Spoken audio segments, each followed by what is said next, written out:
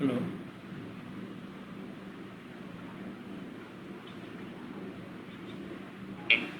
Hello. जी गुरु जी। सब लोग आ सुन रहा है गुरु जी। मुझे सुन पा रहे हैं? जी जी गुरु जी, जी जी। ओके। नमस्कार सब लोगों को। संस्कृत शौर्य ये फेसबुक ग्रुप का बहुत बहुत धन्यवाद जो उन्होंने मुझे इस व्याख्यान के लिए आमंत्रित किया। और अभी हम आप लोगों से मुखातिब हैं इस नए विषय पे व्याख्यान करने के लिए, क्योंकि जितना मैंने देखा अब तक आप लोग शास्त्रों के बहस हो रही थी और मैं एक नए तरह के शास्त्र को लेकर प्रस्तुत हुआ आपके सामने में। तो जो संगणकीय भाषा विज्ञान है उसका संस्कृत के लिए क्या उपयोग है, क्या मतलब होता है उसका। जब हम अन्य भाषाओं की बात करते हैं जैसे हिंदी है, पंजाबी है, अंग्रेज़ी है, गुजराती है, इन्हीं पे जब संगणकीय भाषा विज्ञान का प्रयोग करते हैं तो उसके क्या मायने होते हैं, और जब संस्कृत पे करते हैं तो उसके क्या मायने होते हैं, और कैसे संस्कृत एक भिन्न भाषा है, ये आपको बताना है, और क्या क्या इसके कार्य हम कर सकते हैं। तो जब हम संगणकीय भाषा विज्ञान का प्रयोग संस्कृत के लिए करते हैं, किसी भाषा के लिए कर सकते हैं और संस्कृत के लिए भी करते हैं। हेलो। हेलो। और जब संस्कृत के लिए करते हैं तो इसके क्या मायने होते हैं, और इस पे चर्चा करेंगे। और यदि हम कहें कि संगणकीय भाषा विज्ञान संस्कृत के लिए और इंफॉर्मेशन टेक्नोलॉजी संस्कृत के लिए, दोनों में क्या भेद है, दोनों में क्या डिफरेंस है, ये मैं बताना चाहूँगा। यदि हम कंप्यूटर का एप्लीकेशन संस्कृत के लिए ऑर्डिनरीली, जैसे कि हमने मान लीजिए किसी पांडुलिपि को स्कैन किया और उस स्कैन इमेज को HTML में कन्वर्ट कर दिया, तो ये कंप्यूटेशनल लिंग्विस्टिक्स का क्षेत्र नहीं होगा, उसको हम डिजिटल ह्यूमैनिटीज़ कह सकते हैं। संगणकीय भाषा विज्ञान संस्कृत के लिए ये तब होता है जब हम कोई इंटेलिजेंट कंप्यूटिंग का उसमें इस्तेमाल करते हैं। जैसे मान लीजिए हमने संस्कृत के व्याकरण को आधार बना के कुछ किया, अनुवाद कर लिया, ठीक है, किसी वाक्य का अर्थ लगा लिया, है कि नहीं, और संस्कृत में बोल रहे हैं उसको मशीन ने लिख दिया। ऐसे इंटेलिजेंट टास्क के लिए जब कंप्यूटर का इस्तेमाल करते हैं तो वो संगणकीय भाषा विज्ञान के सिद्धांतों पर आधारित होता है, AI के सिद्धांतों पर आधारित होता है, तब उसको हम कहेंगे कि संगणकीय भाषा विज्ञान का इस्तेमाल संस्कृत के लिए कर रहे हैं। ये स्पष्टता बड़ा आवश्यक है। आमतौर पर संस्कृत विभागों में कहते हैं ये कंप्यूटर का कोर्स है, कंप्यूटर का कोर्स है। ये कंप्यूटर का कोर्स नहीं है, ये इंटेलिजेंट कंप्यूटिंग का इस्तेमाल संस्कृत के लिए, ये उसका कोर्स है। ये बड़ा स्पष्टता, ये बहुत आवश्यक है। तो ये संगणकीय भाषा विज्ञान क्या होता है, इस पर थोड़ी चर्चा करेंगे। ये इसके कई नाम हैं, हम इसको नेचुरल लैंग्वेज प्रोसेसिंग भी कहते हैं। आमतौर पे जब कंप्यूटर साइंस विभाग में इसकी बात करते हैं तो हम नेचुरल लैंग्वेज प्रोसेसिंग कहते हैं, और जब भाषा या भाषा विज्ञान विभाग संस्कृत विभाग में इसकी बात करते हैं तो संगणकीय भाषा विज्ञान में इसकी बात करते हैं। एक शब्द और भी है, लैंग्वेज टेक्नोलॉजी, भाषा प्रौद्योगिकी भी का भी इस्तेमाल किया जाता है। इंडस्ट्री वगैरह में भाषा प्रौद्योगिकी का इस्तेमाल भी करते हैं। कोई इसे स्पष्ट नियम नहीं है कि कहाँ पर क्या कहेंगे, लेकिन आमतौर पे संगणकीय विभागों में, कंप्यूटर या कंप्यूटेशनल विभागों में हम उसको NLP कहते हैं, और ह्यूमैनिटीज़ के विभागों में उसको संगणकीय भाषा विज्ञान कहते हैं। ये बहुविषयक विषय है। इसमें भाषा विज्ञान, computer science, artificial intelligence, psychology, दर्शन शास्त्र, लॉजिक, कॉग्निटिव साइंस, इन सारे विषयों का इस्तेमाल करते हैं। जहाँ भी भाषा की आवश्यकता होती है, सारे विषयों में भाषा की आवश्यकता होती है, कोई भी विषय इसमें जुड़ सकता है। लेकिन ये जो विषयों का नाम मैंने लिया है, इन विषयों का, ये कोर कोलैबोरेशन में इनके नाम लिए जाते हैं। और गोल ये है इस विषय का कि हम जो रूपात्मक और कंप्यूटेबल मॉडल बनाएं प्राकृतिक भाषाओं का। अब तक प्राकृतिक भाषाओं का पाणिनि से पहले तो कुछ था ही नहीं है। पाणिनि के बाद भी मैं समझता हूँ कि 20वीं शताब्दी से पहले ये आइडिया नहीं था लोगों को के मन में कि हम प्राकृतिक भाषाओं का भी मैथमेटिकल मॉडल बना सकते हैं, ला सकते हैं, उसको हम रूपात्मक तरीके से प्रस्तुत कर सकते हैं। तो गोल ये है कि रूपात्मक मॉडल जो कि कंप्यूटेबल हो, प्राकृतिक भाषाओं का बने, उसको बनाया जाए। और एआई का भी गोल यही है कि जब तक मशीनें प्राकृतिक भाषा में कही गई बातों को ठीक से समझ के कार्यान्वयन नहीं करेंगे, उनको इंटेलिजेंट नहीं कह सकते हैं। अब तरीके दो हैं कि या तो हम ऐसा करने के लिए जो प्राकृतिक भाषा में व्याकरण है और जो कोश हैं उनको कंप्यूट करें, उससे मशीन को सिखाएं कि प्राकृतिक भाषाएं कैसे काम करती हैं, कैसे ऑपरेट होती हैं, राइट। या फिर ये यदि कठिन हो तो हम फिर उसके लिए क्या करते हैं कि जो भाषा का व्यवहार जो होता है उसमें जो व्याकरण अंतर्निहित होता है, जो कोश की सूचना होती है, उससे हम मशीन को ट्रेनिंग देते हैं और इसको स्टैटिस्टिकल मशीन लर्निंग का क्षेत्र कहा जाता है। उससे फिर मशीन को सिखाते हैं।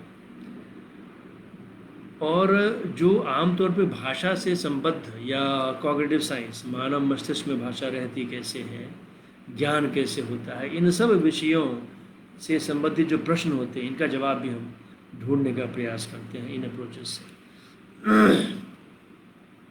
अब जो संगणकीय भाषा विज्ञान का संबंध आर्टिफिशियल इंटेलिजेंस से कैसे है, इस पर चर्चा थोड़ी सी करेंगे। तो एक तो हम बात करते हैं आर्टिफिशियल इंटेलिजेंस में कि किसी भी मशीन को ये क्षमता हो कि वो हमारी भाषा को समझ के जवाब दे और कार्यान्वयन करे। तो ये आर्टिफिशियल इंटेलिजेंस का मूल आधार है, कह सकते हैं आप। इसीलिए संगणकीय भाषा विज्ञान भी आर्टिफिशियल इंटेलिजेंस का एक मौलिक एक विषय बन जाता है। अन्य जो विषय है वो इन्फरेंस इंजन है। हम मशीन को सारा रेलेवेंट डेटा और फैक्ट्स दे के कहते हैं निष्कर्ष निकालिए, है क्या नहीं, इसका क्या निष्कर्ष निकलेगा। एक्सपर्ट सिस्टम बनाते हैं जिसमें एक्सपर्ट मशीनें किसी विषय को पढ़ाती हैं, उस पर एक्सपर्टीज़ देती हैं। और इंटेलिजेंट ट्यूटरिंग सिस्टम हम एजुकेशन में इस्तेमाल करते, शिक्षा में हम ऐसे इंटेलिजेंट टीचर्स बनाए, एआई टीचर्स की जो विषय का ज्ञान लोगों को करा सकें। और विज़न मशीनें होती हैं जिसमें हम मशीनों से ये अपेक्षा करते हैं कि वो कैमरे से तस्वीरें खींचें और उसका अर्थ भी लगाएं, इंटरप्रिटेशन भी करें। और रोबोटिक्स तो आपको पता है कि ऐसी मशीनें मैकेनिकल इंजीनियर्ड मशीनें जो कि चले फिरें और हमारा काम करें, भाषा को समझे भी जवाब भी दें। अब आजकल जो एआई हो गया है, भाई आज के मैं 2000 के दशक के बाद की बात कर रहा हूँ, वो मशीन लर्निंग से एक तरह से प्रतीकात्मक रूप से जुड़ गया है मशीन लर्निंग से, क्योंकि मशीन लर्निंग और एआई अब सिनोनिमस हो गया है। क्योंकि अब इस दौर में 2000 और उसके बाद से अचानक वेब पे बहुत ज़्यादा डेटा भाषा के व्यवहार का उपलब्ध होने लगा। और अब ये चेष्टा ये हो रही है कि कैसे उस डेटा से मशीन अपने आप सीखे भाषा का व्यवहार करना, भाषा को समझना, जैसे हम सीखते हैं अपने समाज में। तो इसलिए मशीन लर्निंग बड़ा क्रिटिकल आजकल हो गया है। अब ये जो एआई प्रोग्राम तो दो तरह के होते हैं, ये इंटेलिजेंट प्रोग्राम और एआई प्रोग्राम। तो जो इंटेलिजेंट प्रोग्राम क्या होता है और एआई प्रोग्राम क्या होता है, फिर उसमें एआई में कॉन्सेप्ट है वीक एआई, स्ट्रॉन्ग एआई की तरह की बात होती है, इसके लिए अलग व्याख्यान करेंगे। अभी ऐसा समझ लें कि जो दो तरह के कंप्यूटर प्रोग्राम होते हैं, ठीक है। एक तो ऑर्डिनरी प्रोग्राम जिसमें बिजनेस कंप्यूटिंग, मैथमेटिकल कंप्यूटिंग की बात करते हैं हम। जैसे मान लीजिए आप बैंक गए, अपने बैंक सॉफ्टवेयर पर लॉगिन किया, आपने बैंकिंग का काम कर लिया अपना, ठीक है, और आप अमेजन पर गए, आपने कुछ खरीद लिया, इसको कहेंगे ऑर्डिनरी प्रोग्राम। लेकिन यदि आप अमेजन पे गए, आपने कुछ खरीदा और आपके खरीदने के बिहेवियर से, बार बार जो आप चीज़ें खरीदते हैं अमेजन पे, आपके खरीदने के हैबिट से मशीन ये सीख जाता है कि इसको किस तरह की चीज़ें पसंद है, फिर कहेंगे हम अमेजन ने इसमें एआई का इस्तेमाल किया। यानी अपने आप को ज़्यादा एफिशिएंट बनाने के लिए, ज़्यादा प्रॉफिट करने के लिए, ज़्यादा कस्टमर को सहूलियत देने के लिए हम उसमें एआई का इस्तेमाल करते हैं। यदि कस्टमर सर्विस हर साइट में कस्टमर सर्विस, हर बिजनेस में कस्टमर सर्विस होता है, आपने कॉल किया, आप सीधे यदि किसी ह्यूमन से बात कर रहे हैं तो वो ह्यूमन कम्युनिकेशन हो गया। यदि आप सॉफ्टवेयर से बात कर रहे हैं, सॉफ्टवेयर इंटेलिजेंट नहीं है, बेसिक चीज़ें हों, एक आध मेन्यू ऑप्शन आपको देता है, इंटेलिजेंट नहीं हुआ। ये सॉफ्टवेयर आपके क्वेरी से, आपकी आवाज़ से समझ जाता है कि वो उसको कहाँ भेजना है, और आपसे डायलॉग करता है तो उसको इंटेलिजेंट प्रोग्राम कहेंगे। तो ऐसा हो रहा है कि एआई का इस्तेमाल प्रोग्रेसिवली ऑर्डिनरी प्रोग्राम में भी किया जा रहा है, उन प्रोग्राम्स को ज़्यादा एफिशिएंट बनाने के लिए, और जो इंडस्ट्री है, बिजनेसेस है, उनको ज़्यादा प्रॉफिटेबल बनाने के लिए, कस्टमर को सहूलियत देने के लिए। तो जो अब एआई जो ये करता है, जैसे आपने देखा कि अब डायलॉग सिस्टम है, हम कस्टमर सर्विस में गए, हम मशीन से इंटरेक्ट कर रहे हैं, तो मशीन हमारी बात को समझ रहा है, तो बिना हमारी बात को समझे मशीन इंटेलिजेंट नहीं हो सकती। तो एआई प्रोग्राम्स में ये बहुत आवश्यक है कि आप इंटेलिजेंटली चीज़ों को करें। जैसे हम ऑर्डिनरी कीबोर्ड से टाइप करते हैं, जो टाइपिंग सॉफ्टवेयर है जो कीबोर्ड से टाइप कराता है वो इंटेलिजेंट नहीं है, लेकिन हमारे टाइप करने के बिहेवियर से वो ये आपको गेस कर जाए कि अगला शब्द क्या टाइप कर सकते हैं आप, क्या ज़्यादातर लोग क्या टाइप करते हैं, तो फिर वो इंटेलिजेंट कीबोर्ड कहेंगे उसको। ऐसे कीबोर्ड जो हम कहते हैं प्रोडक्टिव कीबोर्ड, ठीक है कि नहीं। यदि मैं भी बोल रहा हूँ और मशीन सिर्फ रिकॉर्ड कर रहा है, ये सॉफ्टवेयर को रिकॉर्ड कर रहा है, तो ये इंटेलिजेंट नहीं हुआ। लेकिन मशीन रिकॉर्ड करके उसको लिख भी दे कि आप क्या बोल रहे हैं, तो इंटेलिजेंट प्रोग्राम है कि नहीं। अब एआई प्रोग्राम्स में भी दो तरह के होते हैं, दो तरह के से प्रोग्राम एआई के बनते हैं। एक तो हुआ जो कन्वेंशनल प्रोग्राम्स हैं, जैसे कि हम आमतौर से मैंने बताया कि हम व्याकरण लिया हमने किसी भाषा का, उसको पाणिनि जैसी व्यवस्था में अरेंज कर दिया, और फिर कोश लिया, उसको धातु पाठ गणपाठ जैसी व्यवस्था में अरेंज करके फिर उसको प्रोग्राम करके मशीन को दिया, और मशीन फिर ये उसको सीख कर जो हम प्रश्न करेंगे उसको समझेगा वो। ये कन्वेंशनल एआई में मैं समझता हूँ 90s के दशक तक इसका इस्तेमाल होता था।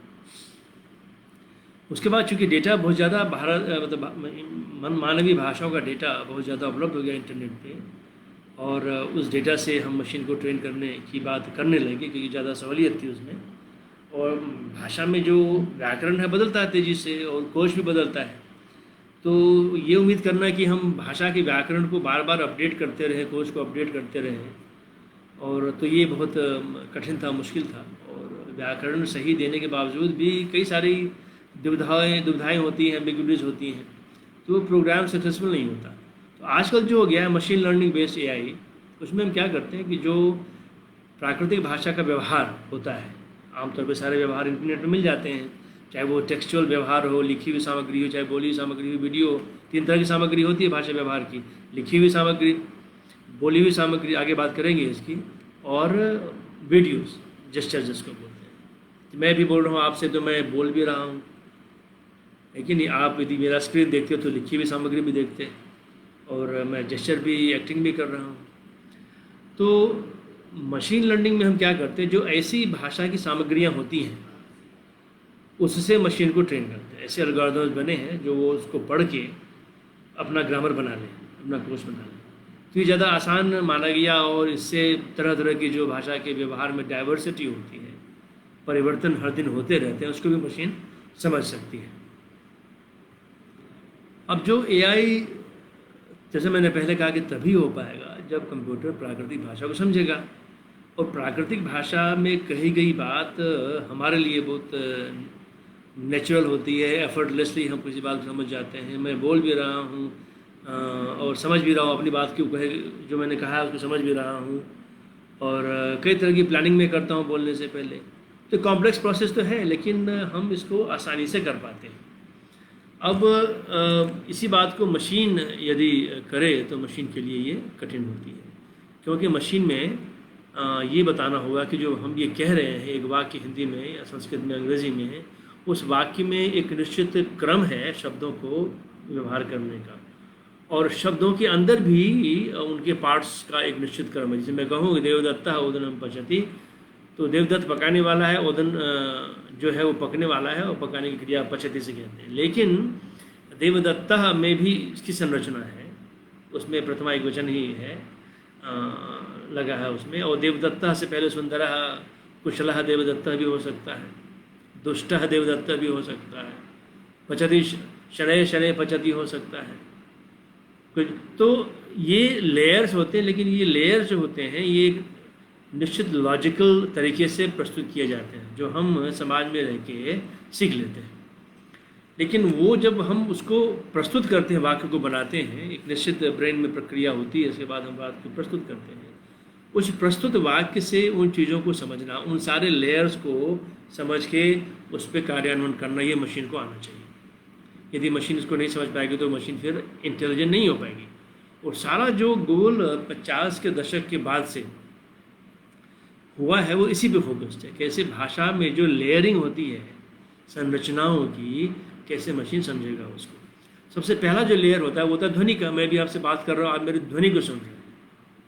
सिर्फ हम यदि स्पीच की बात करें, वैसे मैं एक्टिंग भी कर रहा हूँ, सर भी हिला रहा हूँ, लेकिन सबसे मुख्य जो है फोरग्राउंडेड जो चीज़ें हैं वो है ध्वनि। आप ध्वनि सुन रहे हैं, और उस ध्वनि को यदि आप आँख बंद कर ले, ना भी देखें मुझे, तो आप ध्वनि तो सुन ही रहे हैं, उससे आप समझ पाएंगे। तो उस ध्वनि को कैसे ब्रेन समझता है और कैसे उसको अक्षरों में, संभवतः मैं नहीं कहता अक्षरों में कन्वर्ट करता ही करता है, अक्षर जैसी किसी संरचना में कन्वर्ट करता है, और उसके बाद उसमें उस भाषा के व्याकरण और कोश लगते होंगे, और उसके बाद उससे उस वाक्य का अर्थ स्पष्ट होता होगा ब्रेन में। फिर अर्थ स्पष्ट जब हो जाता है, फिर यदि उस अर्थ से हमें ये लगता है कि हमें प्रश्न पूछा गया है तो जवाब देते हैं उसका हम। यदि उसमें कुछ कार्यान्वयन करने की बात है, यदि कमांड्स है तो मुझे वो कार्यान्वयन करना होगा। यदि कुछ नहीं कार्यान्वयन करना है, कोई स्टेटमेंट है, तो मैं सुन के समझ लूँगा उसको। तो ये हम समाज से सीखते हैं कि उस आगे सुनी हुई बात पे क्या करना है। तो ये प्रक्रिया होती है। तो इसलिए भाषा में इसको हम स्पष्ट करते हैं ध्वनि विज्ञान से। पहले कितनी ध्वनियाँ हैं, कौन कौन सी ध्वनि आदमी बोल रहा है, ध्वनियों का संयोजन कैसे कर रहा है स्वनिम विज्ञान के जरिए। जैसे कि हमने ध्वनियों को साथ रखेंगे, ध्वनि में परिवर्तन होगा, जैसे हम संधि से व्यक्त करते हैं संस्कृत में।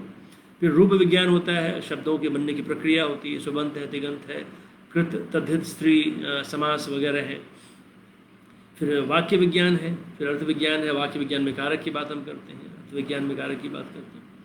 तो ये सारी बातें जब तक हम वाक्य के जरिए मशीन को नहीं समझा पाएंगे तो मशीन उसको समझ नहीं पाएगा, पूरे वाक्य का अर्थ को। वो वाक्य का अर्थ नहीं समझ पाएगा, कार्यान्वयन नहीं कर पाएगा, तो इंटेलिजेंट मशीन नहीं कहेंगे उसको। अब इस विषय का ह्यूमन कंप्यूटर इंटरेक्शन एक फील्ड है, HCI बोलते हैं उसको, HCI। तो ह्यूमन कंप्यूटर इंटरेक्शन से क्या संबंध है?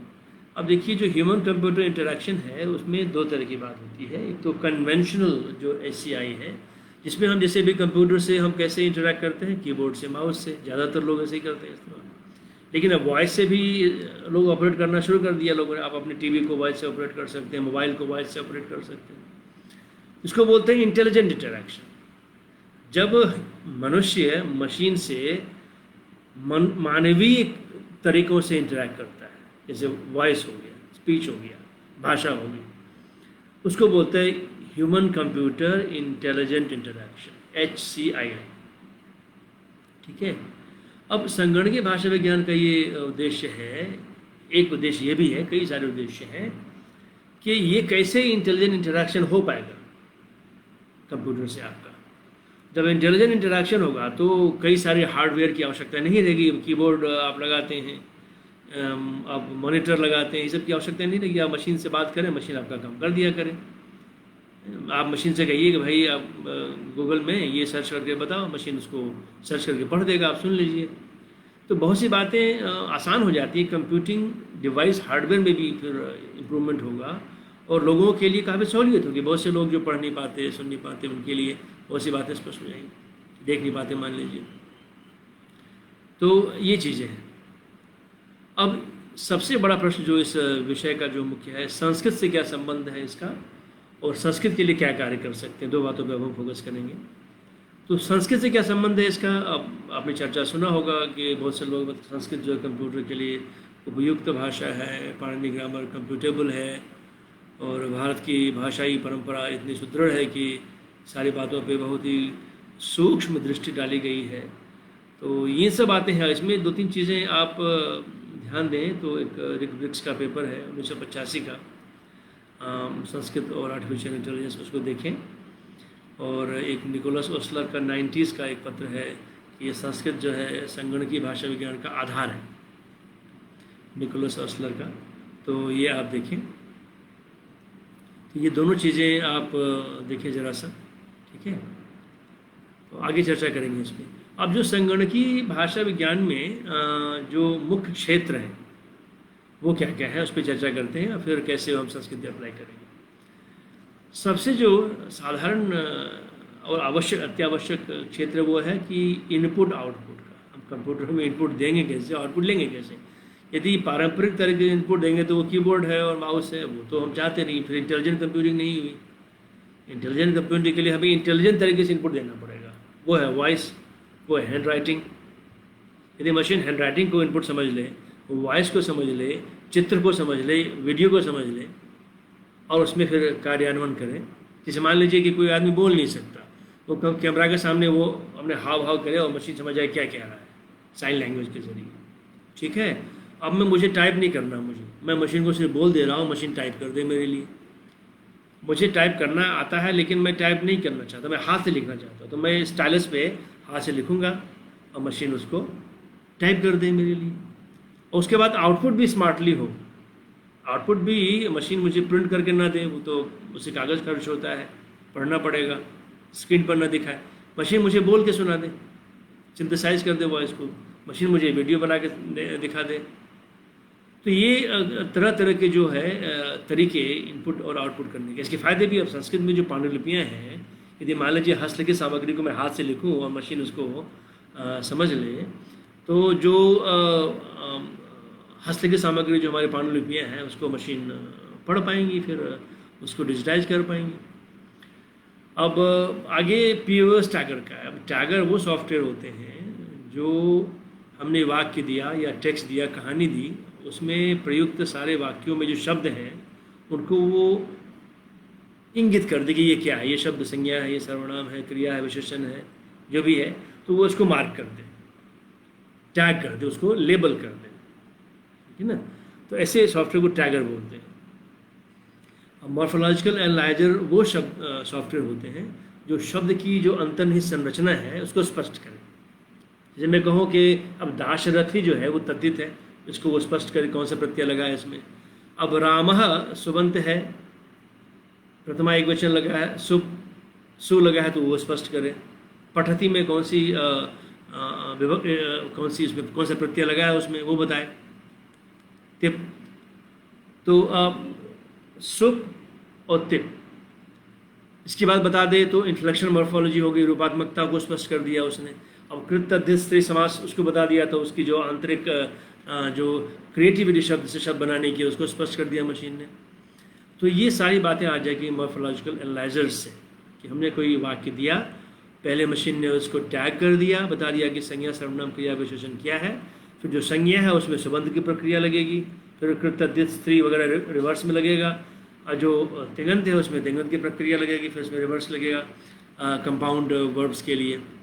फिर हम कंप्लीट पार्सिंग की बात करते हैं, जहाँ पे पूरे के पूरे वाक्य को हम उसकी आंतरिक संरचना को स्पष्ट करते हैं। सबसे पहले हम कारक को स्पष्ट करेंगे, उसके बाद जो अन्य छोटी छोटी संरचना है, जो नाउन फ्रेजेज हैं और क्रियापद है, संज्ञा पद, उनको स्पष्ट करेंगे। फिर उसके अंदर जो संज्ञा सर्वनाम क्रिया उनको हम उसकी मॉर्फोलॉजी स्पष्ट करेंगे, तो कंप्लीट पार्सिंग हो जाती है। फिर है ASR ऑटोमेटिक स्पीच रिकॉग्निशन, जिसमें हम मशीन को बोलते हैं, इनपुट बोल के देते हैं, मशीन उसको लिखता है, इसको बोलते हैं ASR। फिर है स्पीकर रिकॉग्निशन, जिसमें हम बोलते हैं, मशीन ये बताता है हमें कि बोलने वाला वक्तृ कौन, वक्तृ अभिज्ञान है, बोलने वाला कौन। फिर मशीन अनुवाद करते हैं, मशीन अनुवाद में हम मशीन को एक टेक्स्ट देते हैं, मशीन उसका अनुवाद करके मुझे दूसरी भाषा में देता है। फिर क्रॉस लिंगुअल इन्फॉर्मेशन एक्सेस कह सकते हैं हम, कि मैंने एक भाषा में प्रश्न पूछा और उस भाषा में उत्तर मशीन के पास नहीं है, तो मशीन ने उस प्रश्न को समझ के उस प्रश्न को अनुवाद कर दिया उस भाषा में जिसमें उत्तर है, और उत्तर प्राप्त करके फिर उस उत्तर को हमारी भाषा में अनुवाद करके बता दिया। क्योंकि सारी भाषाओं में समान रूप से सामग्री उपलब्ध हो ये आवश्यक नहीं है इंटरनेट पे, किसी में ज़्यादा है, किसी में कम है। जैसे संस्कृत में सामग्री इंटरनेट पे उतनी ज़्यादा नहीं है, अंग्रेजी में बहुत ज़्यादा है। यदि मैं संस्कृत में प्रश्न पूछूँ इंटरनेट पे गूगल से, और वो उसके लिए सामग्री उपलब्ध नहीं है, तो वो क्या करेगा कि संस्कृत प्रश्न का अनुवाद अंग्रेजी में कर लेगा, और उस अंग्रेजी में सामग्री ढूंढ के उसका उत्तर का अनुवाद संस्कृत में करके मुझे सुना देगा। तो इसको बोलते हैं क्रॉस लिंगुअल इन्फॉर्मेशन एक्सेस करना। फिर लोकलाइजेशन हम करते हैं कि जैसे सॉफ्टवेयर है, जैसे पूरा का पूरा ये विंडोज़ का इंटरफेस है, उसको हमने संस्कृत में कन्वर्ट कर दिया, हिंदी में कन्वर्ट कर दिया। कोई वेबसाइट है अमेजोन जैसे है, उसको पूरा हिंदी में कर दिया।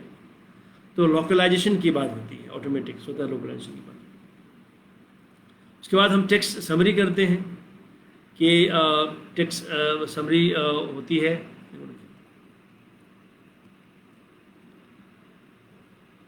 जैसे कि कोई लेसन है, अब बच्चों को पढ़ा रहे हैं और लेसन कठिन है, और या बच्चा उसको नहीं पढ़ना चाह रहा, बहुत बड़ा लेसन है, तो उसका एक पेज में समरी कर दिया, एक पैराग्राफ में समरी कर दिया, तो बच्चे ने पढ़ लिया उसको, और उसको सरल भी बना दिया।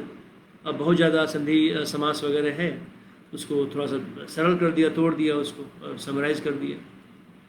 फिर है नेम्ड एंटिटी रिकग्निशन, नामों की पहचान। किसी टेक्स्ट में यदि नाम पदों का व्यवहार हुआ है और मशीन अनुवाद करने में उसको समस्या हो रही है, जैसे कई सारे विचित्र नाम आते हैं, जैसे पंचतंत्र में आता है महिलारोप्य नगरम। अब महिलारोप्य नगरम का अनुवाद मैं उसका अंग्रेजी में करूं और ये कंप्यूटर समझ ना पाए कि ये नाम है, इसका अनुवाद नहीं करना है, उसको सिर्फ लिपि बदलनी है अंग्रेजी में, उसको रोमन में कर देना है, तो मशीन उसका अनुवाद करने लगेगा। यदि उसको पता नहीं है कि ये नाम है, तो अनुवाद उसका करेगा। तो महिला आरोपी नगर, नगर city planted by a female, वो अर्थ का अनर्थ हो जाएगा। तो और फिर कई जगह जैसे डायलॉग सिस्टम में, कस्टमर सर्विस में, टूरिज्म वाले हैं, तो नाम बहुत महत्वपूर्ण हो जाते हैं। किसी भी वाक्य में आपको अर्थ निकालना है तो नाम पद जो होते हैं सबसे ज़्यादा महत्वपूर्ण होते हैं। तो नामों को पकड़ना काफ़ी उपयोगी होता है वाक्य में।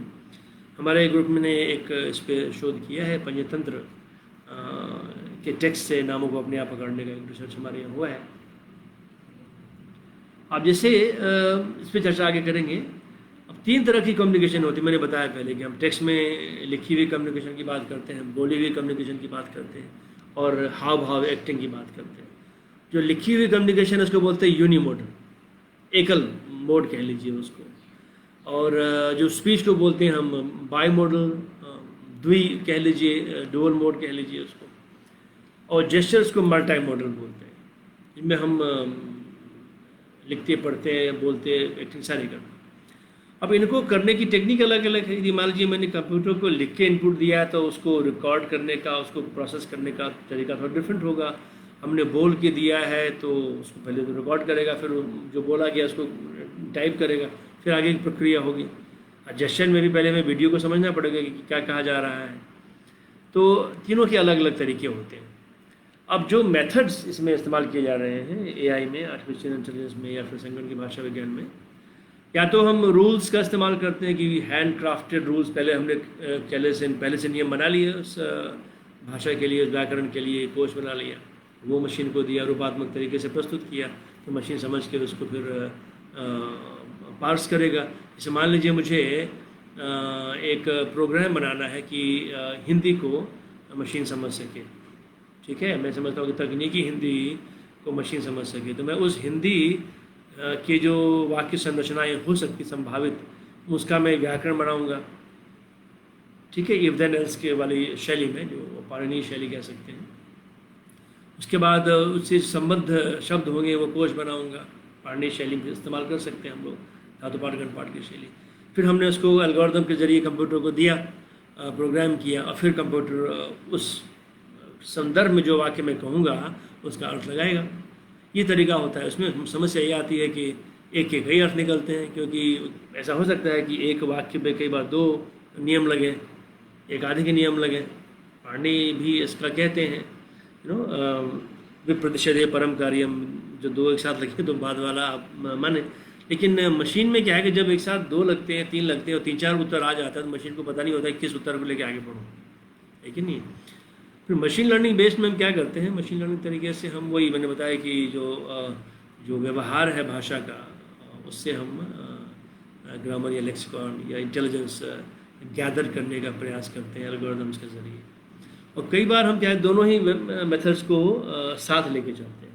भाषा के किसी हिस्से के लिए हमने नियम लगा दिए, कोश का इस्तेमाल कर लिया, थिसॉरस का इस्तेमाल कर लिया, और बाकी किसी हिस्से के लिए हमने स्टैटिस्टिक्स का, मशीन लर्निंग का इस्तेमाल कर लिया। ऐसा भी लोग करते हैं।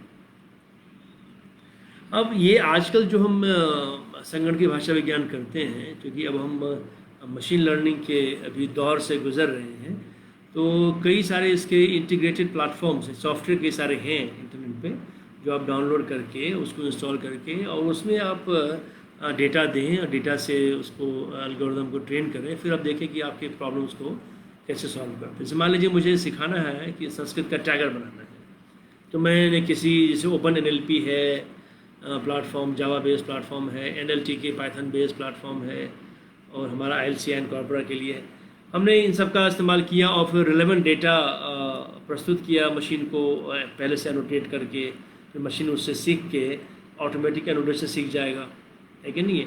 तो इस तरह की बातें लोग करते हैं। अब पाणिनि क्यों महत्वपूर्ण है, ये अब तक थोड़ा सा ऑब्वियस हुआ होगा आपको कि पाणिनि के व्याकरण में जो आप देखेंगे संरचना बिल्कुल हमारे जो ब्रेन में चीज़ें होती होंगी उस जैसी है। जैसे कि पहले तो एक फोनेटिक कंपोनेंट है, अक्षर संभावनाएं हैं, जिसमें कि हम जो बोल रहे हैं वो ध्वनि को उन्होंने 14 क्लासेस में, 14 कैटेगरीज में, 14 लार्ज क्लासेस में उसको दिया है, शिव सूत्र बोलते हैं। फिर उनसे 42 वो और कैटेगरीज निकालते हैं, और भी कैटेगरीज बन सकती है, लेकिन संस्कृत के लिए 42 का इस्तेमाल करते हैं। हमने इस पर एक्सपेरिमेंट किया है कि शिव सूत्र को कैसे अन्य भाषाओं में अडेप्ट करें, जैसे पंजाबी के लिए करना हो, और बांग्ला के लिए करना हो, हिंदी के लिए करना हो, तो उसमें क्या परिवर्तन करना पड़ेगा। 14 सूत्र हैं, ज़्यादातर वही रहेंगे, कुछ एक आध चेंज करना पड़ेगा। तो ये हम कर सकते हैं, क्योंकि देखिए मानव मस्तिष्क में ये ध्वनि को पकड़ने की अद्भुत क्षमता है। बिना इस क्षमता के आप इंटेलिजेंट हो ही नहीं सकते। तो पहला सबसे महत्वपूर्ण अवयव मॉड्यूल मैं कहता हूँ कि पाणिनि व्याकरण का वो है। और ये फंक्शनल AI की बात करें, मान लीजिए एक जीती जागती मशीन चल रही है और इंटेलिजेंट है मानव जैसे, तो उसमें ये कंपोनेंट एकदम से होना चाहिए। आप देखिए गूगल असिस्टेंट है, वॉइस को इंटरप्रेट करता है।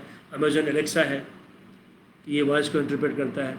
अमेजन एलेक्सा में हमारे छात्र दिवाकर मिश्र है, और गूगल में भी हमारी छात्रा काम कर रही है।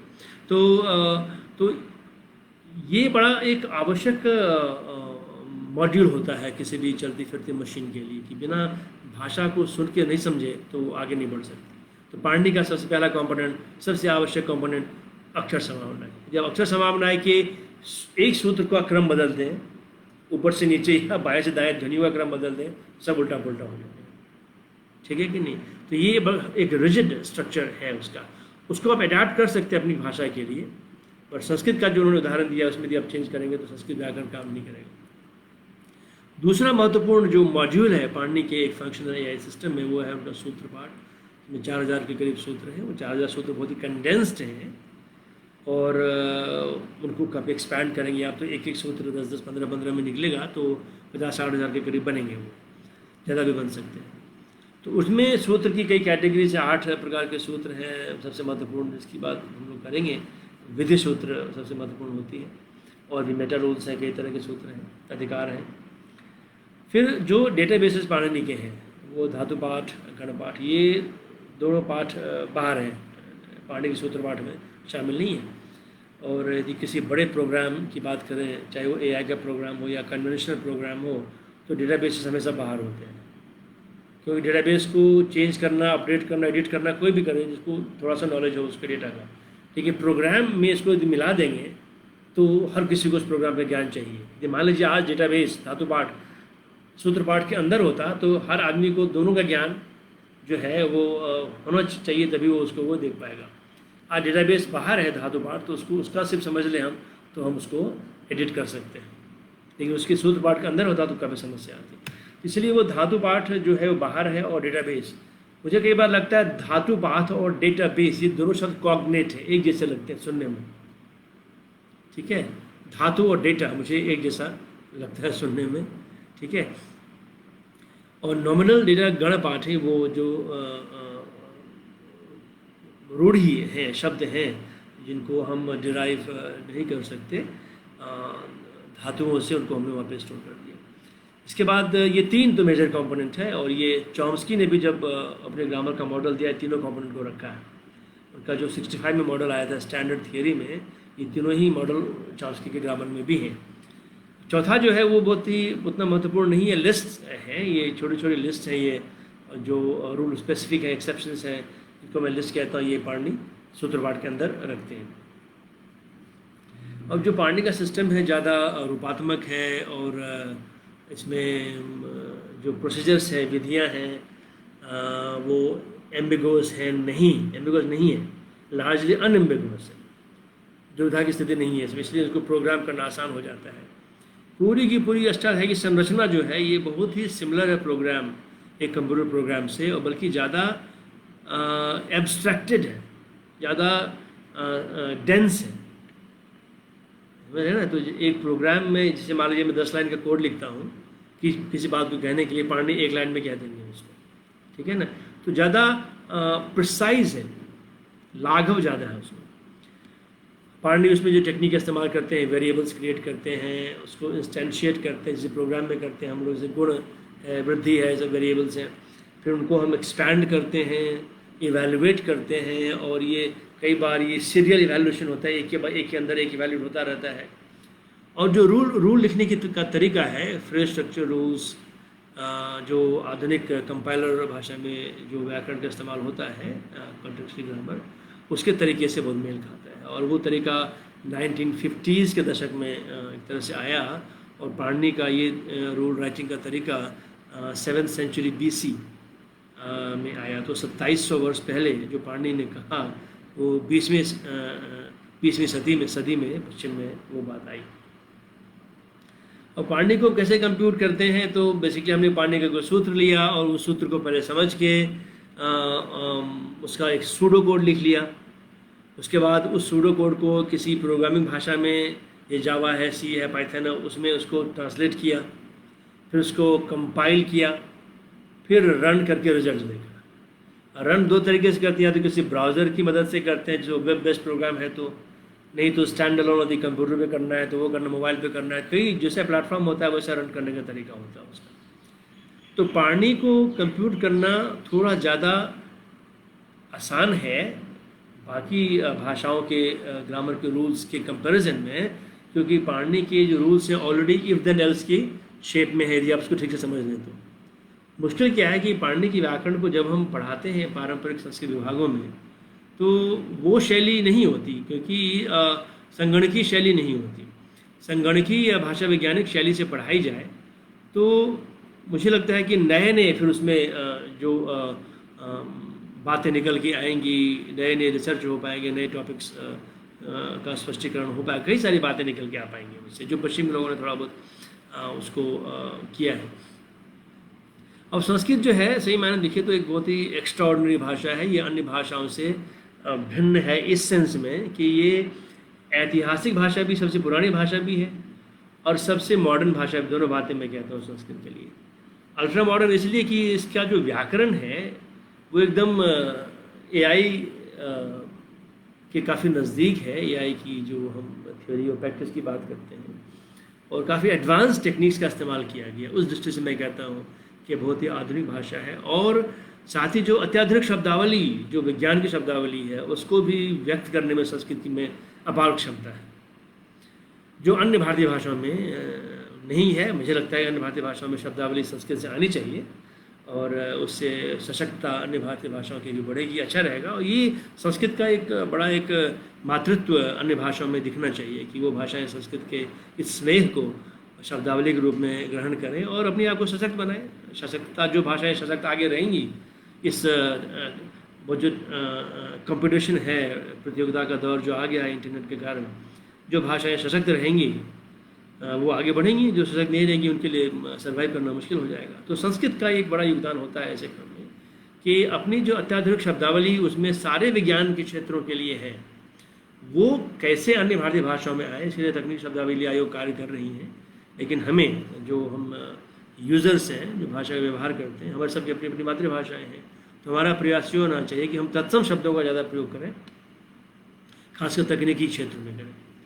तो संस्कृत में संगणकीय भाषा का प्रयोग हम उसको 4 कैटेगरी में रखते हैं, और इन 4 श्रेणियों में हम बात करते हैं कि संस्कृत पे अप्लाई करें इसको तो कैसे अप्लाई करें, क्या क्या क्षेत्र उभर के आते हैं। तो आगे मैं इन 4 क्षेत्रों की बात करूँगा। पहला तो जो संस्कृत के लिए जो टूल्स हैं, एप्लीकेशंस हैं, इंटेलिजेंट एप्लीकेशंस टूल्स, वो बनने चाहिए, तब संस्कृत थोड़ा इंटरनेट के क्षेत्र में आगे बढ़ती आएगी। और वो क्या टूल्स हो सकते हैं, जैसे स्मार्ट कीबोर्ड है, आगे दिखाएंगे कैसे हम लोगों ने स्मार्ट कीबोर्ड बनाया मोबाइल के लिए। गूगल प्ले स्टोर में जाके आप स्विफ्ट की डाउनलोड करें और संस्कृत को इनेबल करें तो हम लोग का कीबोर्ड आप इस्तेमाल करेंगे। और स्मार्ट कीबोर्ड है, और OCR ऑप्टिकल कैरेक्टर रिकॉग्निशन यानी हैंड राइटिंग रिकॉग्निशन। जो पांडुलिपियाँ हैं वो हस्त की सामग्री है, ऐतिहासिक है, और उसको कैसे हम स्कैन करके टेक्स्ट बना लें, ये बड़ा महत्वपूर्ण होगा। फिर स्पीच रिकॉग्निशन, मैं संस्कृत में बोल रहा हूँ और संस्कृत उत्तर दक्षिण पूर्व पश्चिम पूरे भारत में बोली जाती है, और थोड़ा सा उसमें क्षेत्रीयता भी है आ जाती है, तो उसको कैसे मशीन समझ सके। और जहाँ वैदिक वाचन होता है या अनुष्ठान होते हैं या फिर उस शैली में यदि मंत्रोच्चारण हो रहा है तो उसको भी हम रिकॉर्ड कर सके, समझ सकें। और फिर सिंथेसिस का भी, टेक्स्ट टू स्पीच का, कैसे लिखी हुई शब्दावली को, वाक्य को टेक्स्ट टू मशीन पढ़ के सुना सके, इस पे हमारे यहाँ पर एक कार्य हुआ है। और मल्टी मोडल रिकॉग्निशन, संस्कृत में यदि नाटक का कोई प्रसारण हो रहा है और उसको मशीन कैसे समझे, तरह से। फिर संस्कृत में अन्य जो महत्वपूर्ण कार्य हैं, जो पांडुलिपियों का डिजिटल लाइब्रेरी बनाना, उनका प्रिजर्वेशन हो सके और शोध हो सके उस पर ये करना, और संस्कृत के जो टेक्स्ट हैं उनको सिंप्लीफाई करके साधारणीकरण करना, उसको आसान बनाना ताकि लोग सब पढ़ पाएँ उसको। अब बच्चे संस्कृत के पार्ट्स को नहीं समझ पाएंगे तो फिर संस्कृत में रुचि नहीं रहेगी उनकी। तो कैसे संस्कृत के पाठ हो, जैसे पंचतंत्र है, और कैसे उसकी कहानियों को इतना सरल कर दें कि मशीन के मदद से, ताकि बच्चों को संस्कृत पढ़ने में आसानी हो, और जहाँ मुश्किल हो वहाँ पे मशीन उसको हेल्प कर दे। तो ऐसी बातें हमें करनी पड़ेंगी। और उसके बाद जहाँ पे और आवश्यकता हो समराइज भी कर दें, एक पैराग्राफ में समरी कर दें। फिर उसको एक ई-लर्निंग के माध्यम से पढ़ाने का, पठन पाठन की व्यवस्था भी संस्कृत में हो, इसके लिए भी सॉफ्टवेयर बनने चाहिए।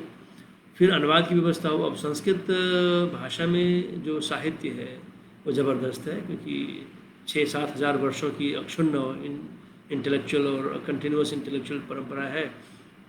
हमारे गुरुजी प्रोफेसर कपिल कपूर हमेशा इस बात को कहते हैं कि जो इंटरेस्टिंग बात भारत में क्या हुई कि परंपरा तो हर देश में होती है, कि यहाँ पर कंटिन्यूस रही, इतने आक्रमणों के बावजूद भी हमारे यहाँ इंटेलेक्चुअल परंपरा कंटिन्यूस रही। ये बड़ी इंटरेस्टिंग बात है।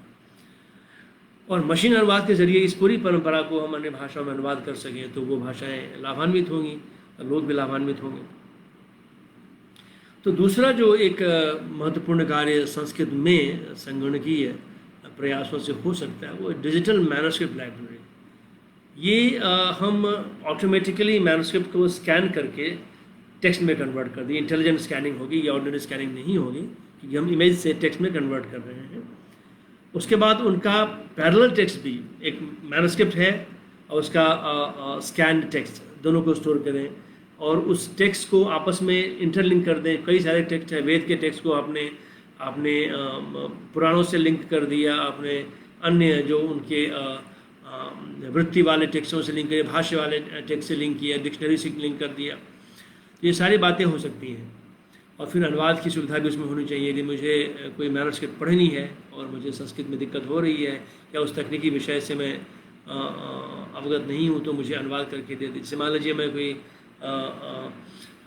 आयुर्वेद का मैनuscript पढ़ना चाहता हूँ और वो तकनीकी विषय है तो मुझे अनुवाद करके सरल संस्कृत में या सरल हिंदी में, सरल अंग्रेजी में दे दें वो। फिर इस तरह के डिजिटल लाइब्रेरी बनाने की आवश्यकता होगी हेरिटेज टेक्स्ट की। पूरी state of the art technology में, 3D टेक्नोलॉजी में, होलोग्राम टेक्नोलॉजी इस्तेमाल करके हम डिजिटल लाइब्रेरी बना सकते हैं टेक्स्ट का। मैंने पोलैंड में ऐसी एक लाइब्रेरी देखी थी जो होलोग्राम से उन्होंने इस्तेमाल करके अपनी पांडुलिपियों को प्रस्तुत किया था। तो उस तरह का कार्य हमारे यहाँ पे हम कर सकते हैं। और digital library of multi modal text, ये देखिए बहुत महत्वपूर्ण, इस पर ध्यान आमतौर पर नहीं जाता। जो गाँवों में या फिर हमारी दादी भागवत पुराण का वाचन करती थी, अब वो जो ऐसे वाचन जो होते हैं, या रामायण का जो कई जगह गाँव में वाचन होता है, हमारी बहन ने एक ग्रुप बनाया था रामायण का वाचन गांव में करती थी। इन सब वाचन का भी एक डिजिटल लाइब्रेरी होना चाहिए। अब दूर दराज इलाके में जो आदमी लिखना पढ़ना नहीं जानता मान लीजिए और वो वाचन कर रहा है तो उनका भी हेरिटेज में मल्टी मॉडल डिजिटल आर्काइव बनना चाहिए। जैसे नाटक का परफॉर्मेंस हो रहा है कई जगह, वैदिक रिचुअल का परफॉर्मेंस हो रहा है, पाठ परंपराएं वेद की हैं, और बहुत कल्चरल अनुष्ठान होते हैं, उपनयन संस्कार और ये मुंडन वगैरह सारे संस्कार जो हैं, इन सब का भी जो है एक हेरिटेज लाइब्रेरी बननी चाहिए, ताकि हमारे जो आने वाले जनरेशन पीढ़ी को के पास सारा उपलब्ध रहे कि भाई देखिए ये सारी चीज़ें ऐसे ऐसे होती हैं। और वो पढ़ाने का भी अच्छा माध्यम बन जाता है। किसी को मुझे पढ़ाना, आज मान लीजिए संस्कृत विभागों में ये सारा लाइब्रेरी उपलब्ध हो तो संस्कृत पढ़ाना कितना आसान हो जाएगा, क्योंकि संस्कृत हम सिर्फ भाषा ही नहीं पढ़ाते, उस भाषा के साथ एक 7,000 वर्ष की परंपरा है, संस्कृति है। उसको पढ़ाने के लिए ऑडियो विजुअल माध्यम बहुत ही आसान होगा और लोगों के लिए सुलभ हो जाएगा, तो अच्छा रहेगा लोगों के लिए।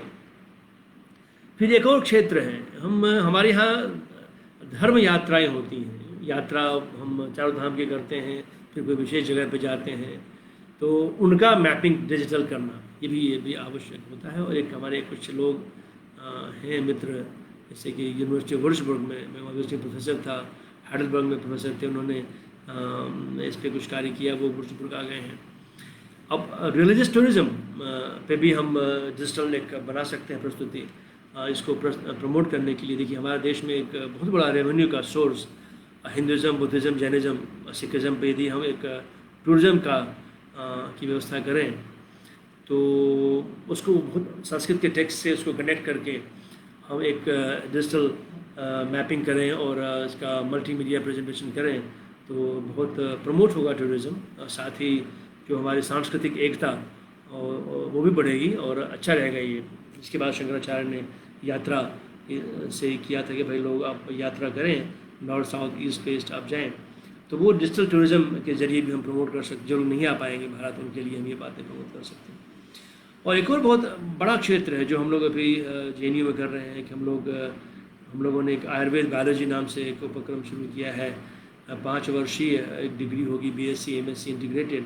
ये पहला संस्कृत विभाग होगा पूरे विश्व में जो साइंस की डिग्री देगा।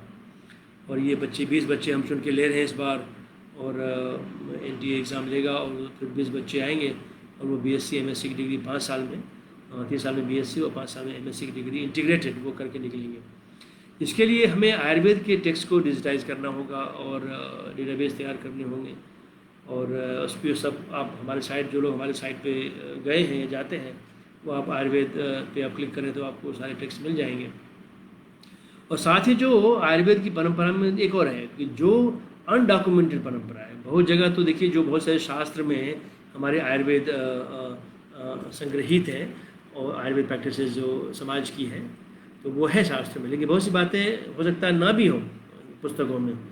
तो वो भी जो गांव में या ट्राइबल्स जो अपना आयुर्वेद का इस्तेमाल करते हैं तो उनको भी डॉक्यूमेंट करने की आवश्यकता पड़ेगी, उनका भी डिजिटल आर्काइव बनाने की आवश्यकता पड़ेगी। तीसरा जो क्षेत्र है जो बड़ा महत्वपूर्ण है कि कैसे शिक्षा में हम इसको लाएं। जैसे अब संस्कृत के 18 विश्वविद्यालय, 150 डिपार्टमेंट हैं।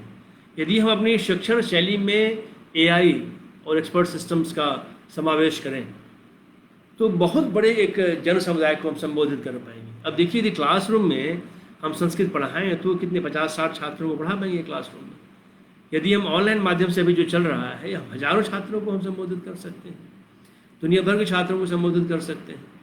और इसके लिए हमने expert system, intelligent AI teacher का इस्तेमाल किया तो हम एक्सपर्ट योग में हम लोगों को पढ़ा सकते हैं। बहुत डिमांड है योग की, आयुर्वेद की बहुत डिमांड है, वैदिक परंपराओं की बहुत डिमांड है।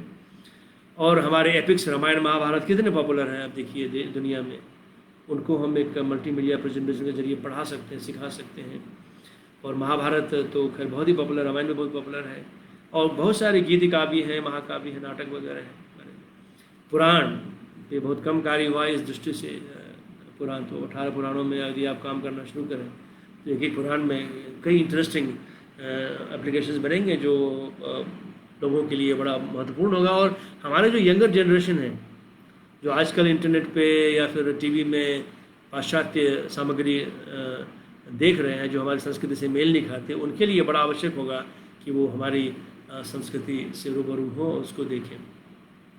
जो कथा साहित्य भी बड़ा है, पंचतंत्र है, जातक है, इन कथाओं का भी मल्टीमीडिया प्रेजेंटेशन होगा तो अच्छा होगा। हमने अपने सर्वर पे पंचतंत्र को, जातक को, हृदयोपदेश को डिजिटाइज किया है। करीब 25-26 कहानियों को आप देखिए उसको ज़रा, मल्टीमीडिया एनिमेशन इंटरैक्टिव है वहाँ पर। और जो शैक्षणिक टेक्नोलॉजी और के लिए जो रिसोर्सेज बनाने हैं वो भी इन विश्वविद्यालयों को, जो हमारे 17-18 विश्वविद्यालय हैं, उनको करना चाहिए।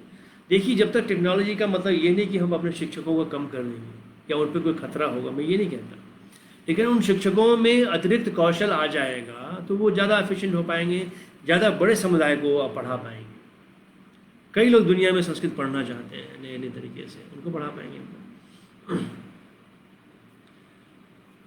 मैं इस पर बताना चाहूँगा कि जो JNU में एक और उपक्रम अगले साल शुरू होगा। आयुर्वेद बायोलॉजी हम लोग इस साल शुरू कर रहे हैं, 2020 में हमारा पहला बैच निकल के आएगा, पहला बैच आ रहा है और वो 5 वर्ष में स्नातक होगा।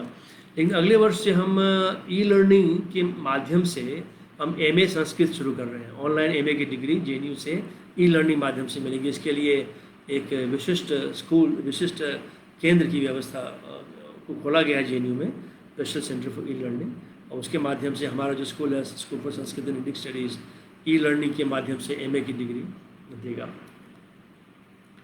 अब जो सबसे महत्वपूर्ण, जो चौथा जो क्षेत्र है, जो अन्य भाषाओं में उपलब्ध नहीं है, मैं इसलिए कह रहा हूँ कि संस्कृत भिन्न है, इसलिए कि यदि हम AI को आगे बढ़ाना है, आर्टिफिशियल इंटेलिजेंस को आगे बढ़ाना है, तो उसमें संस्कृत का योगदान हो सकता है। यानी कंप्यूटर को इंटेलिजेंट बनाने में संस्कृत का योगदान हो सकता है, और ये लोगों ने पहले एक्सप्लोर किया है।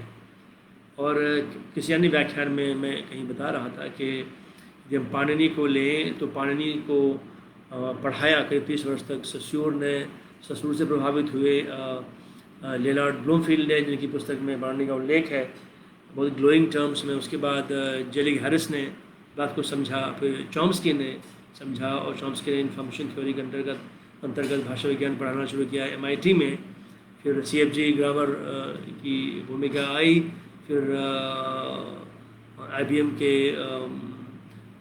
जो डिज़ाइनर थे बैकस, जॉन बैकस ने फिर वो एल्गोल जैसे भाषा की आधारशिला रखी। फिर ये बातें कंपाइलर वगैरह की बातें हुई। संस्कृत का प्रभाव स्पष्ट है, बहुत से लोग मानते हैं इसको। वो तो एक तरफ है। दूसरी बात, जो न्याय और मीमांसा में हम लोग जो ये एक चर्चा का संदर्भ न्याय में जो हम एक आर्टिफिशियल शैली में, कृत्रिम शैली में प्राकृतिक बातों को कहते हैं, ठीक है, कैसे हम किसी प्राकृतिक भाषा के वाक्य को अनएम्बिगुअसली नवन्याय की शैली में कह सकें, ये शैली तो यहाँ पर है।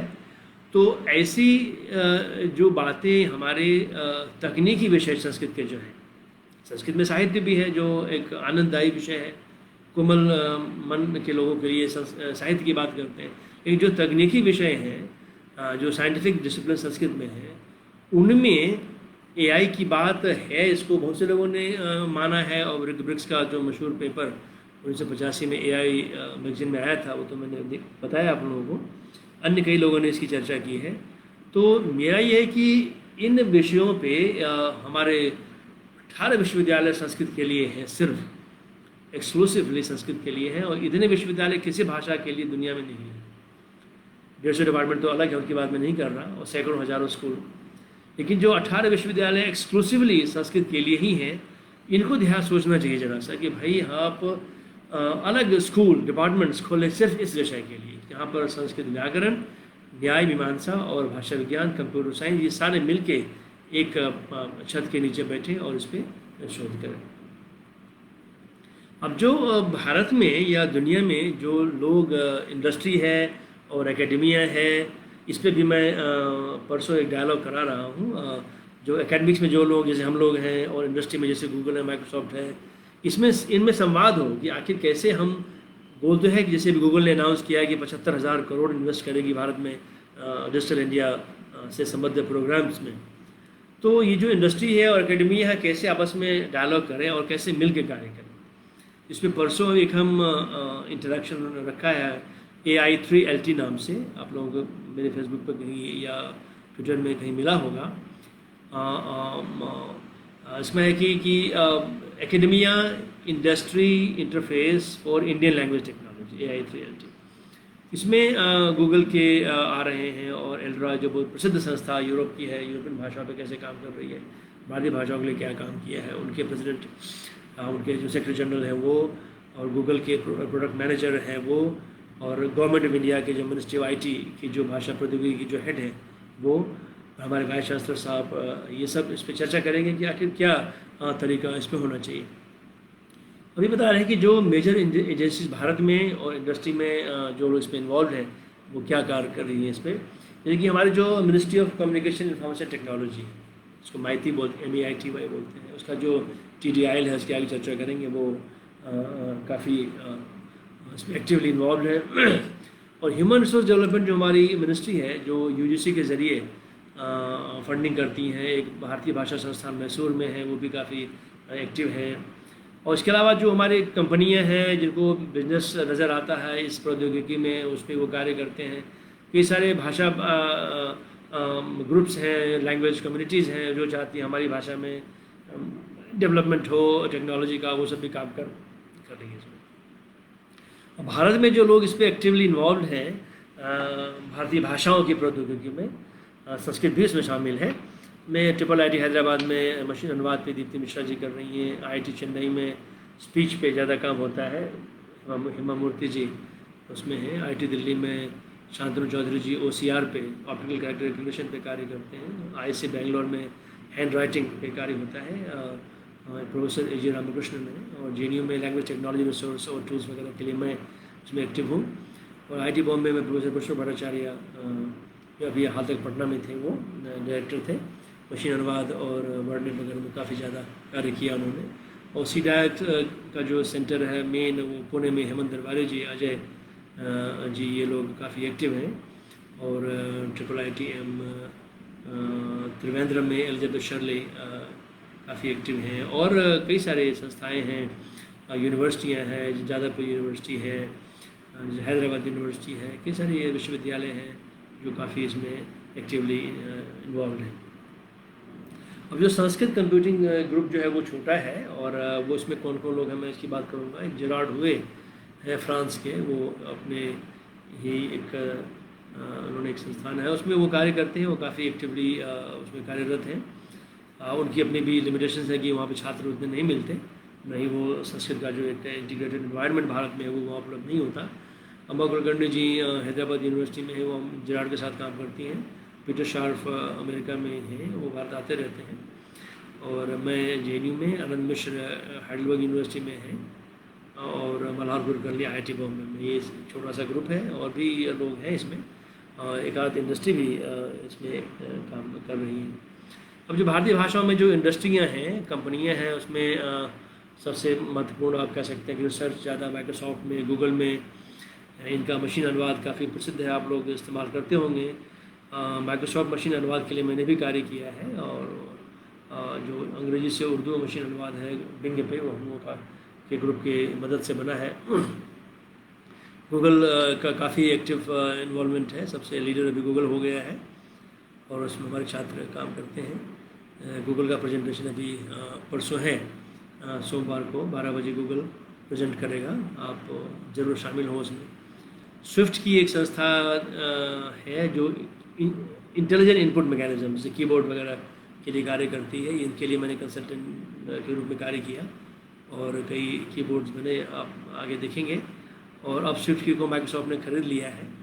और अमेज़ॉन AI भी काफ़ी उन्नत दृष्टि से आगे बढ़ रहा है, इसका एलेक्सा काफ़ी इम्पोर्टेंट है, हिंदी में भी अब लॉन्च हो गया है अमेज़ॉन एलेक्सा। और सैमसंग AI भी काफ़ी तेज़ी से निकल के आ रहा है, और बेंगलोर में भारतीय भाषाओं में ये काफ़ी कार्य करते हैं। अन्य भारतीय भाषाओं, अन्य देश की भाषाओं पे भी कार्य करते हैं, भारतीय भाषाओं पे भी काफ़ी इनकी रुचि है और तेज़ी से कार्य है। मेरे ख्याल से नोएडा में उन्होंने कुछ एक शुरू किया उपक्रम भारतीय भाषाओं को पे कार्य करने का। एडोबी डॉक्यूमेंट प्रोसेसिंग में काम करती है, नुआंस इनपुट मैकेनिज्म पे काम करती है, इजी डेटा इंटेलिजेंस एक कंपनी है मेडिकल डेटा प्रोसेसिंग की, जो अहमदाबाद और केंटकी में है, मैं उनका एडवाइज़र भी हूँ। ये भी काफ़ी मेडिकल डेटा पे काफ़ी कार्य करते हैं। जो भारत में जो टेक्नोलॉजी डेवलपमेंट है वो करीब 1991 में सेटअप किया गया था। इसको महत्वपूर्ण एक क्षेत्र मान के इस पे कार्य 1991 में शुरू हुआ था और तब से कार्य कर रहा है। काफ़ी प्रगति हुई है। अभी कम से कम 26-27 इन्होंने एक प्रीमियर इंस्टीट्यूट्स को आइडेंटिफाई करके कंसोर्शियम मोड में वो कार्य कर रहे हैं। और जो कुछ हाल में जो प्रीमियर प्रोजेक्ट ख़त्म हुए हैं उनमें से मशीन अनुवाद शीडाक के ज़िम्मे था और IIT कानपुर के ज़िम्मे था और IIIT हैदराबाद के ज़िम्मे था और एक संस्कृत अनुवाद, संस्कृत से हिंदी अनुवाद हैदराबाद यूनिवर्सिटी JU ने 5 और विश्वविद्यालयों से मिलकर किया था। और डॉक्यूमेंट प्रोसेसिंग के लिए IIT दिल्ली में हुआ था OCR पे कार्य। हैंड राइटिंग के लिए IIC बेंगलोर में और क्रॉस लिंगुअल इंफॉर्मेशन के लिए IIT बॉम्बे में, स्पीच टेक्नोलॉजीज पे IIT चेन्नई में और कॉर्पोरा रिलेटेड कार्य, एक बड़ा कार्य हमारे JNU में हम लोगों ने किया, मशीन लर्निंग के लिए कॉर्पोरा बनाया। अब जो ये तो एक स्थिति है देश में और दुनिया में और इंडस्ट्री में, एकेडमिया में। अब हमारे जो स्कूल में संस्कृत और इंडिक स्टडीज़, हमारा स्कूल जो है जवाहरलाल नेहरू विश्वविद्यालय, वहाँ पे हम क्या कार्य करते हैं, थोड़ी सी इसकी भूमिका देखें।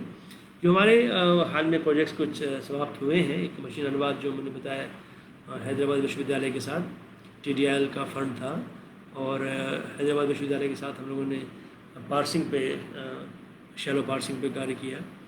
वो भी अभी ख़त्म हो रहा है, वो ख़त्म हुआ नहीं, अभी फॉर्मली ख़त्म नहीं हुआ है। और इंडियन लैंग्वेज कॉर्पोरेट इनिशिएटिव के लिए सबसे बड़ी कंसोर्शिया जो बनाई भारत सरकार ने, वो JNU की लीडरशिप में बनाई और हम लोगों ने 17 भारतीय भाषाओं में 1 लाख वाक्यों को बनाया। पैरेलल कॉर्पोरा और टैग्ड है, एनोटेटेड है, बहुत महत्वपूर्ण रिसोर्स है, काफ़ी डिमांड है इसकी। हम लोग उसको जल्दी ही एक विक्रय मोड, मतलब इसको सारी प्रक्रिया हो चुकी है इसको बेचने की बात भी, कि इसको बड़ी कंपनियां खरीदेंगी, उससे जो रिसोर्स जनरेट होगा उस पर सारी बातें भी चल रही है, डॉक्यूमेंट कॉन्ट्रैक्ट साइन की स्थिति में भी है। और फिर कंसल्टेंसीज आती हैं, इसमें हम जैसे नुआंस के लिए कार्य करके कश्मीरी के लिए कार्य किया। स्विफ्ट की के लिए संस्कृत का कीबोर्ड मैंने बताया, संस्कृत का कीबोर्ड आप गूगल प्ले स्टोर से जाके डाउनलोड करें, उसमें संस्कृत इनेबल करें स्विफ्ट की का कीबोर्ड और फिर कार्य करें तो काफ़ी तेज़ी से वो आपको टाइप करने में मदद करेगी। इसी तर्ज पे संथाली के लिए भी बनाया, मणिपुरी के लिए, मैथिली के लिए, सिंधी के लिए कीबोर्ड भी बने हैं। ऑनलाइन हैंड राइटिंग के लिए हमने माइक्रोसॉफ्ट के लिए कार्य 2006 में किया था, उनका कंसल्टेंट था। माइक्रोसॉफ्ट USA का कंसल्टेंट था, उसके लिए हमने देवनागरी में कैसे हाथ से लिखेंगे, मशीन उसको रिकग्नाइज करेगी, इसके लिए सारी डेटा कलेक्शन, सैम्पल और रिसर्च, ये सारी बातें हुई थी। और फिर यूनिवर्सिटी पेंसिल्वेनिया का मैं कंसल्टेंट था, लिंग्विस्टिक डेटा कंसोर्शियम का 2011 में। इसमें 8 भाषाओं के लिए हमने मल्टी मॉडल डेटा का मॉडल तैयार किया था 8 भाषाओं के लिए। तो वो इंग्लिश, हिंदी, उर्दू, तमिल, बांग्ला, पंजाबी, पश्तो, दरी, इनके लिए, इसके लिए कार्य किया हम लोगों ने। तो आप देख सकते हैं हमारी वेबसाइट पे।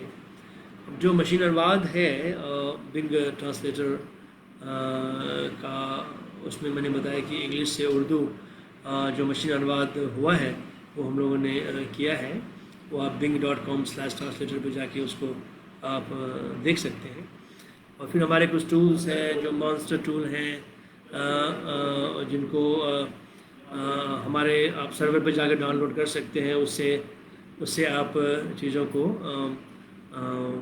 डेटा जो अपने भाषाओं में डेटा नहीं है, उससे जल्दी से डेटा को क्रॉल करके आप सैनिटाइज करके उसके लेक्सिकॉन बना सकते हैं, ऑनलाइन डाल सकते हैं उसको।